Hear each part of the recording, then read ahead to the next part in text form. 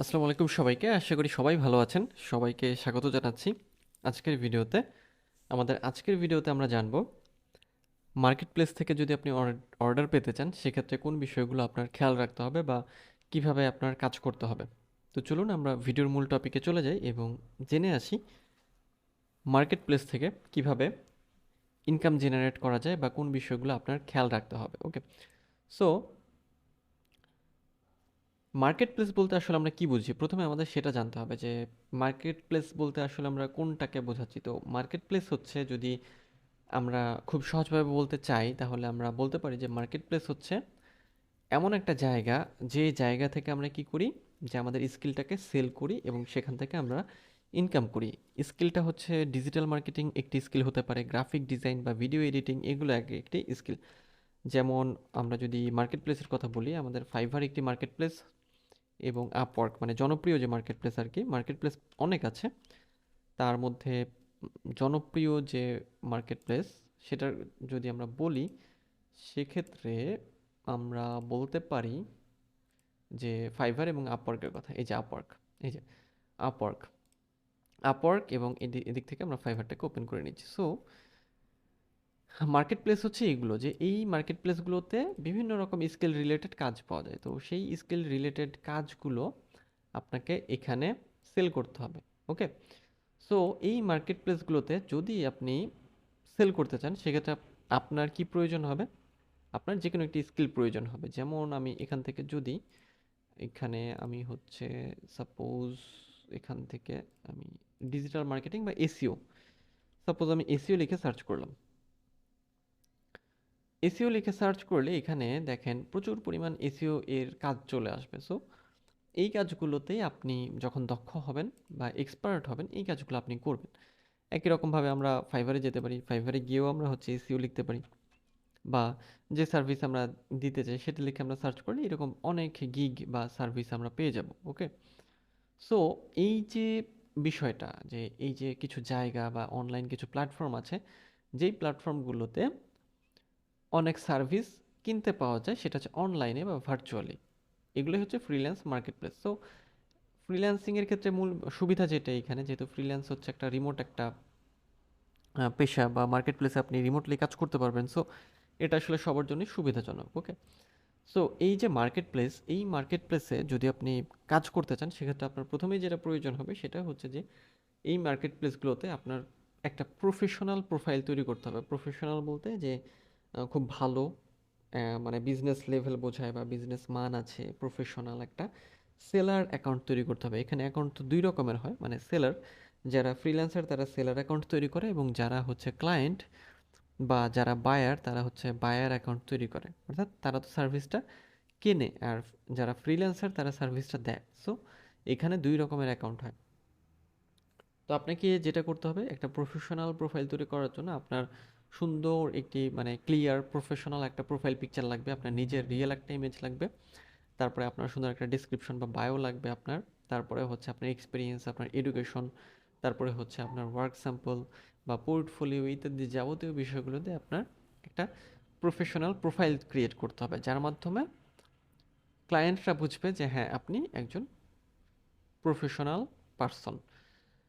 Next হচ্ছে আপনার যে স্কিল, অর্থাৎ আপনার যে স্কিলস, আসলে তো আপনি যখন স্কিলে দক্ষ হবেন তারপরে এখানে আসবেন, স্কিলে দক্ষ না হলে তো আপনি এখানে আসবেন না। সো আপনাকে যেটা করতে হবে, একটা স্কিলে আপনি যখন দক্ষ হবেন দেন তারপরেই আপনার এখানে অ্যাকাউন্ট করা উচিত।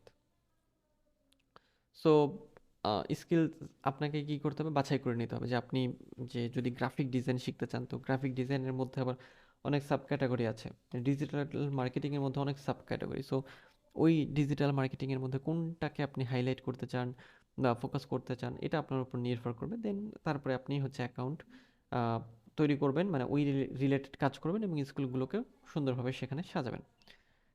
এরপরে কাজ পাওয়ার জন্য আপনার সুন্দর প্রপোজাল তৈরি করতে হবে, অর্থাৎ আমরা যে আপওয়ার্কের কথা বললাম, এখানে আসার পরে এই যে আমরা যেগুলোকে দেখছি এখান থেকে দেখেন,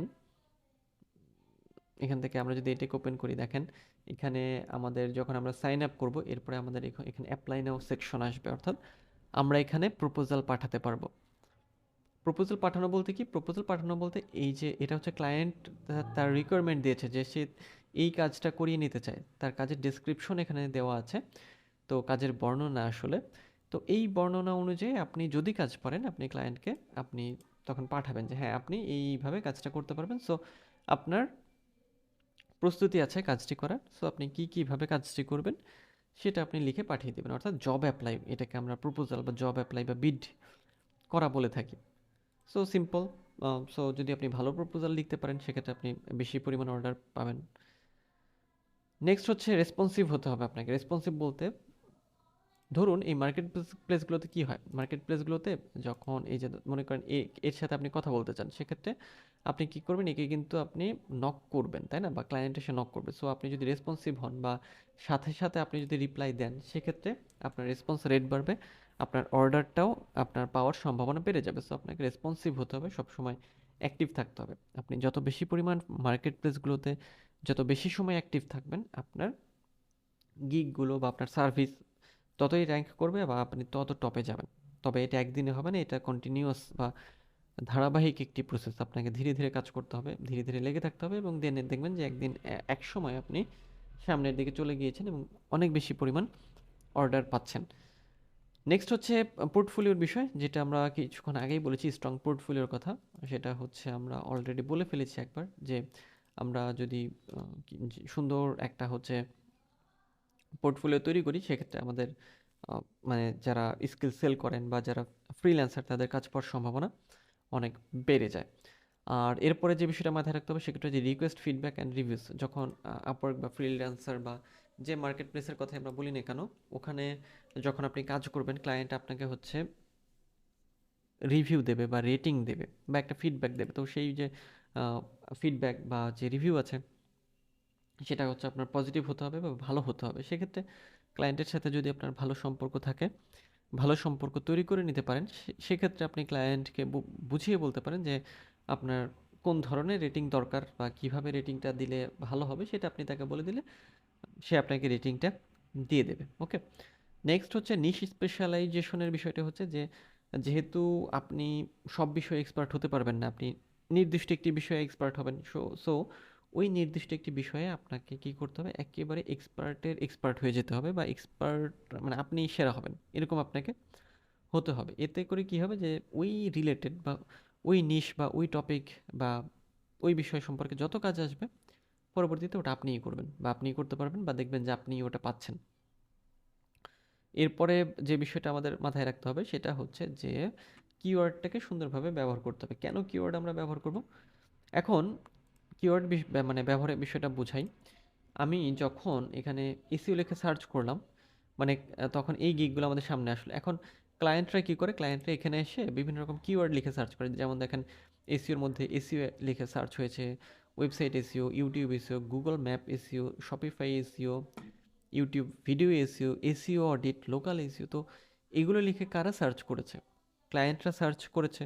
সো কিওয়ার্ডটাকে আপনার আপনার যে গিগ আছে বা আপনি যে সার্ভিসটা প্রোভাইড করছেন, তার মধ্যে খুব সুন্দরভাবে অ্যাড করতে হবে, যাতে কিওয়ার্ড লিখে সার্চ করলে আপনার গিগ সামনে চলে আসে। যেমন আমি এসইও লিখলাম, এর গিগ সামনে চলে আসলো,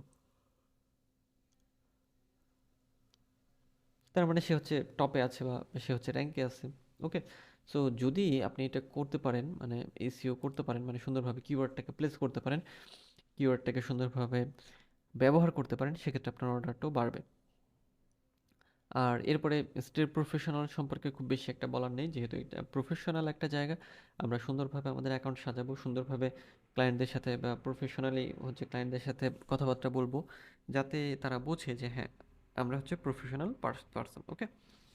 আর অফার ভ্যালু এবং বি ফ্লেক্সিবল। আচ্ছা, অফার ভ্যালু বলতে কি বোঝানো হচ্ছে? অফার ভ্যালু বলতে যে আমরা যে কাজটি করব সেটার সঠিক প্রাইস আমরা দিয়েছি কিনা, বা আমরা যদি কোনো ডিসকাউন্ট দিয়ে থাকি সেক্ষেত্রে আমি সঠিক ডিসকাউন্ট দিতে পারছি কিনা, বা এই পরিমাণ ডিসকাউন্ট আমার দেওয়া উচিত কিনা, এটা আপনাকে বুঝতে হবে। আপনি যখন নির্দিষ্ট একটা বিষয়ের উপর গিগগুলো রিসার্চ করবেন, ধরেন এসিওর উপর আপনি কিছু মানে গিগ রিসার্চ করবেন, যেহেতু আপনি একটা গিগ দিতে চান, সেক্ষেত্রে এই গিগগুলো দেখলে আপনি বুঝবেন যে কত প্রাইসিংয়ে আপনার এটা শুরু করা উচিত। আর এরপরে হচ্ছে বি ফ্লেক্সিবল। বি ফ্লেক্সিবল কঠিন কিছু না, জাস্ট হচ্ছে যেহেতু আপনি ক্লায়েন্টের কাজ করবেন এখানে, ক্লায়েন্টকে খুশি করাই আপনার মেইন উদ্দেশ্য হতে হবে। অর্থাৎ যে ক্লায়েন্ট যেটাই বলবে সেটাই হচ্ছে পজিটিভলি নিতে হবে এবং তাকে মোটিভেট করার চেষ্টা করতে হবে। আর এরপর আন্ডারস্ট্যান্ড দ্য প্ল্যাটফর্মস পলিসি, অর্থাৎ ফাইবার, আপওয়ার্ক বা ফ্রিল্যান্সার বা পিপল পার আওয়ার বা কে ওয়ার্ক, যে মার্কেট প্লেসের কথাই আমরা বলি না কেন, ওই সব মার্কেট প্লেসের আলাদা আলাদা কিন্তু কিছু নিয়ম কানুন আছে, যেটাকে হচ্ছে টার্মস অফ সার্ভিস বা প্রাইভেসি পলিসি বা পলিসি বলা হয়ে থাকে, সেগুলোকে আপনার মানতে হবে। আর নেক্সট হচ্ছে কনসিস্টেন্ট প্রোফাইল অ্যাক্টিভিটি, অর্থাৎ যেটা আমি একটু আগেও বলেছি যে যখন আপনি এই মার্কেট প্লেসগুলোতে আসবেন এবং কাজ করবেন, তখন অবশ্যই আপনার কী করতে হবে, এগুলোতে সময় দিতে হবে, অর্থাৎ আপনার অন থাকতে হবে। মানে অ্যাকাউন্টটা ওপেন করে আপনি কি করবেন, রিফ্রেশ করবেন 3 মিনিট 4 মিনিট বা 5 মিনিট পর পর রিফ্রেশ করবেন, যাতে আপনার অ্যাকাউন্ট অ্যাক্টিভ থাকে। তারপরে জব প্রপোজাল পাঠাবেন বা বিড করবেন বা অ্যাপ্লাই করবেন। ব্রিফগুলো হচ্ছে আপনি ব্রিফ পাঠাবেন, মানে ব্রিফের উত্তর পাঠাবেন বা ব্রিফগুলো জমা দিবেন। সো এই কাজগুলো যখন আপনি করবেন, দেখবেন যে আপনার প্রোফাইলের অ্যাক্টিভিটি বাড়ছে, এবং অ্যাক্টিভিটি বাড়ার ফলেই দেখবেন যে আপনার অর্ডার জেনারেট হবে, এবং একই সাথে আপনি যদি সুন্দর প্রপোজাল লিখতে পারেন, সেক্ষেত্রে আপনার কাজ পাওয়ার সম্ভাবনা আরও বাড়বে। তো আজকের ভিডিও এই পর্যন্তই। আজকের ভিডিওতে আমরা যেটা শিখলাম, যদি আমরা একটু সামারি করি, তাহলে আমরা বলতে পারি যে মার্কেট প্লেস থেকে আপনি ক্লায়েন্ট পেতে চাইলে বা মার্কেট প্লেস থেকে অর্ডার পেতে চাইলে আপনাকে কোন কাজগুলো করতে হবে। তো এর মধ্যে আমরা এই কাজগুলো আলোচনা করেছি। তো দেখা হচ্ছে পরের ভিডিওতে। সে পর্যন্ত সবাই ভালো থাকবেন।